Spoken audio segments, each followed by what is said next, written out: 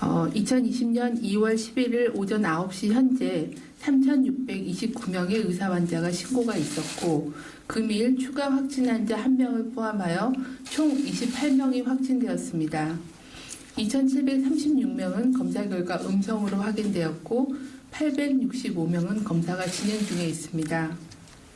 확진자의 접촉자는 총 1,769명 중에 795명이 현재 자가격리로 관리 중에 있습니다.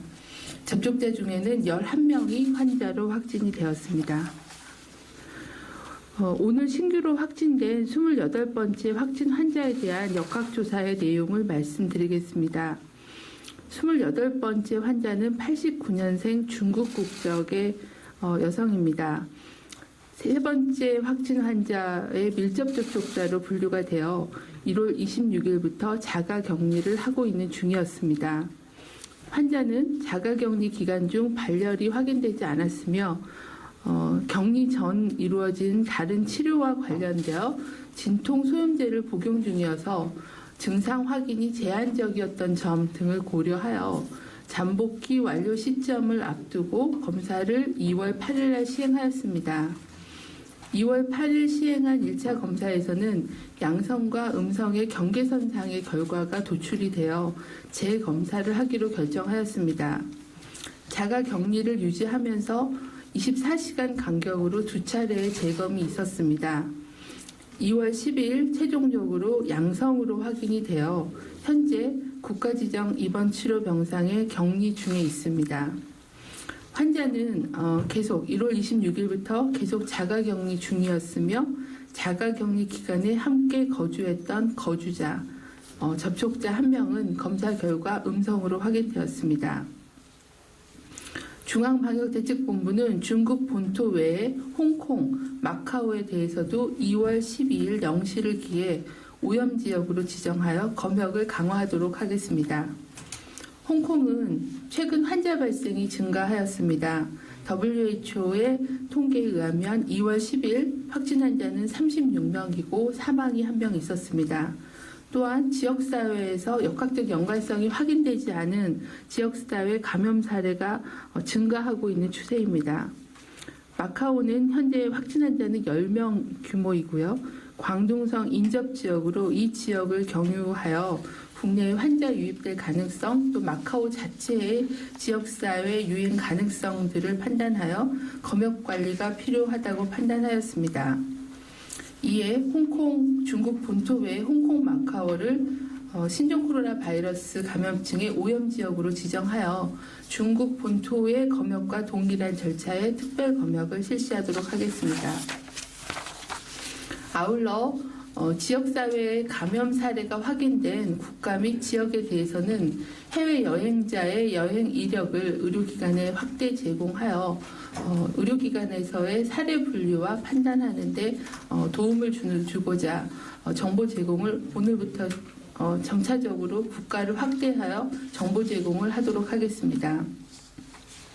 현재 중국의 지역사회 유행이 지속되고 있고 이 지역의 입국자가 현재로서는 가장 중요합니다. 이 중국의 입국자는 각별한 주의와 협조를 부탁을 드립니다.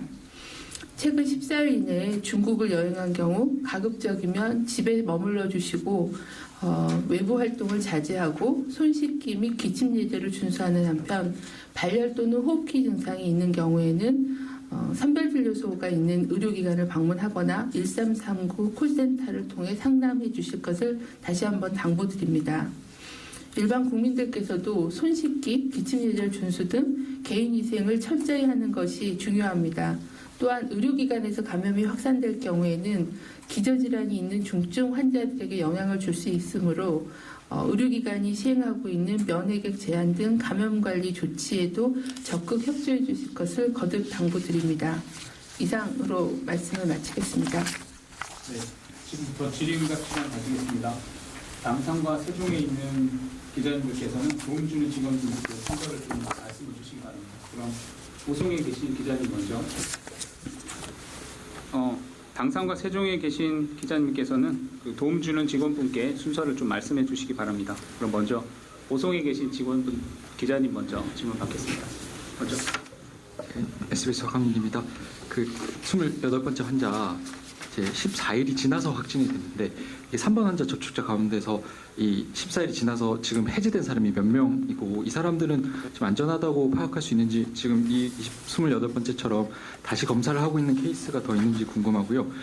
이게 지금 정리를 하자면 28번째 환자는 증상이 지금 없지만 감염은 확인된 상태 이렇게 저희가 이해를 하면 되는 건지 좀 확인을 부탁드리고 그 28번째 환자가 그러면 3번 환자한테 감염이 됐다라고 저희가 지금 그렇게 볼 수 있는 건지 아니면 우한에서부터 감염이 된 상태에서 왔다고 해석할 수 있는 여지도 있는 건지 그거 좀 확인 좀 부탁드립니다.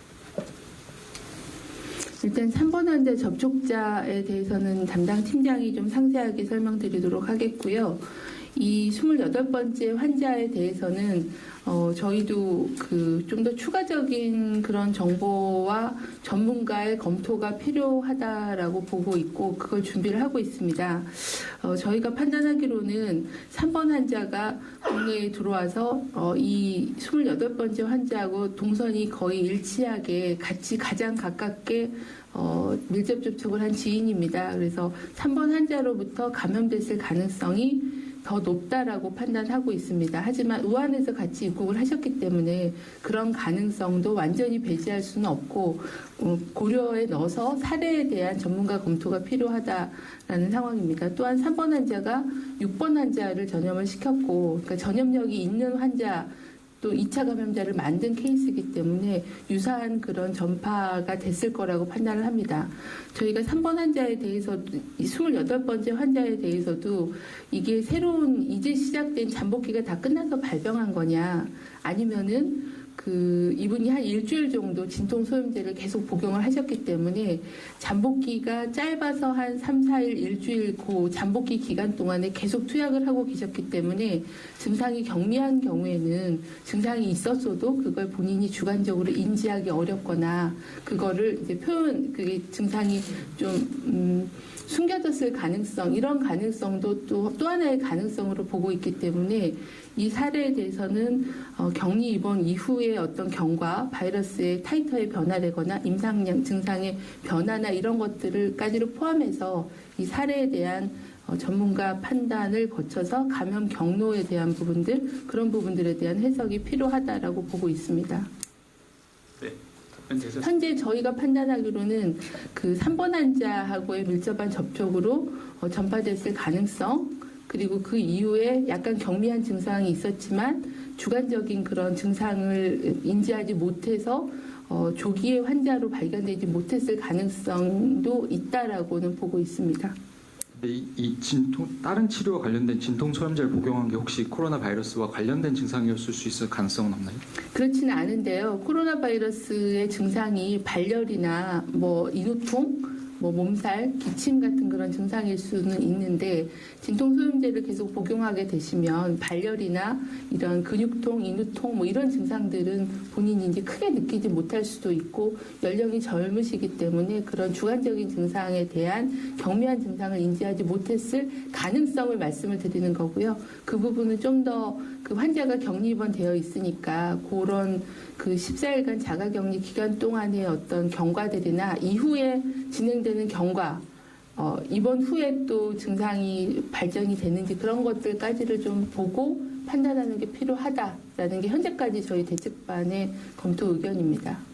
제 질문하고 싶었던 게 이제 코로나가 아닌 다른 증상, 어떤 증상 때문에 진통소염제를 이분이 의학적인 처치를 받으셨어요. 그래서 그걸로 항생제, 진통소염제를 일주일간 처방을 받으셔서 일주일 동안 계속 복용을 하고 계셨던 상황입니다. 코로나하고 상관없는 의학적 처치를 받으셨고 그 처치 결과에 의한 약 처방을 받으신 겁니다.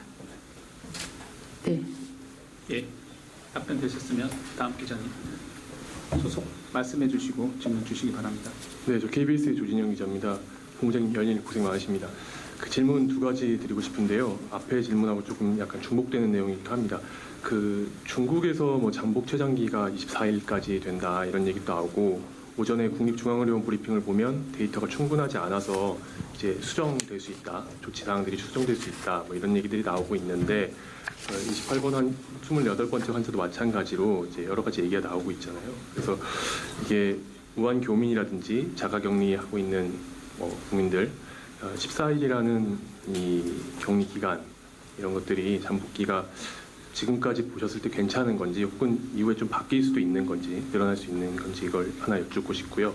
두 번째는 여기 내용에 보면 양성과 음성의 경계선상의 결과 이렇게 나와 있는데 이게 제가 의학적 지식이 없어서 정확히 어떤 내용을 이야기하는지 잘 이해를 못하고 있습니다. 좀 설명해 주시면 감사하겠습니다. 네, 이제 저희도 중국에서 발표된 논문에서 그 병원에 입원한 환자의 사례를 분류를 해서 잠복기가 평균은 3일이다. 3일인데 그 잠복기의 범위가 0일에서 24일이다라고 발표한 논문을 저희도 봤습니다. 근데 이 논문이 아직 그 전문가 리뷰가 끝나서 정식 발표된 논문은 아니고 초고 형태로 제출된 그런 논문이었고요. 그리고 본인의 저자들도 자기 본인들의 연구의 제한점으로 이걸 좀 시급하게 결과를 내다 보니까 일부 환자에는 노출력이나 증상, 검사 결과들이 완비되지 않았고 또 정보 수집이 좀 불충분한 부분이 있다라는 연구의 제한점을 이미 언급을 하고 있습니다. 그래서 굉장히 예외적인 그런 케이스고 또 많은 전문가들이 중복 노출이 있었을 수도 있는데 노출 시점을 어떻게 잡느냐는 것도 케이스 바이 케이스로 엄밀하게 봐야 되는데 그런 정밀성이 조금은 떨어지기 때문에 아직은 하나의 논문으로 잠복기를 전 세계적에서 사용하고 있는 14일을 변경할 근거로는 불충분하다라는 게 통상 전문가들의 의견으로 보고 있습니다. 아시다시피 신종 코로나 바이러스 그 감염증이 신종 감염병이다 보니까 아직 명확하게 밝혀져 있지 않은 것들은 많은데 우리나라의 그 확진 환자들의 역학적인 특성을 분석해 보면 잠복기가 한 4일, 3, 4일 정도가 가장 많고 또 길어도 한 7일, 8일 이내로 지금 분석은 되고 있는데 저희도 케이스가 많지 않기 때문에 좀 더 상황을 봐야 됩니다. 그래서 지금 24일 잠복기를 근거를 가지고 모든 관리 기준을 바꾸는 거는 그거는 적절하지 않다. 그거는 이제 계속 그 상황을 보겠다라는 말씀을 드리고요.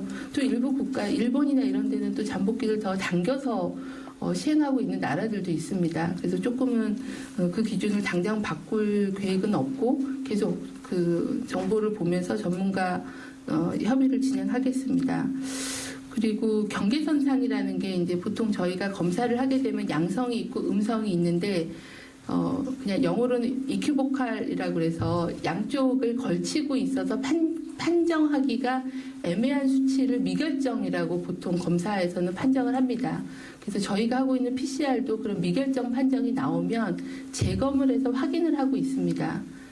양성일 수도 있고 음성일 수도. 그건 뭐냐면 바이러스의 양이 굉장히 적기 때문에 굉장히 미세한 그 경계선상에 있다라는 말 그대로 그런 의미이기 때문에 재검을 통해서 재확인해야 되는 대상으로 그래서 검사 결과가 경계선상에 있어서 판정이 미결정이기 때문에 재검을 한다라는 의미로 이해하시면 되겠고요. 이분도 한 3번 정도를 검사를 했는데 바이러스의 양이 되게 경미하게 미미하게 양이 적었습니다. 그러다 보니까 양성 음성의 경계선상을 계속 왔다 갔다 하다가 마지막 검사할 때는 조금 그 양성 범위 안에 들어와서 양성으로 지금은 판단을 하고 조치를 취한 상황입니다.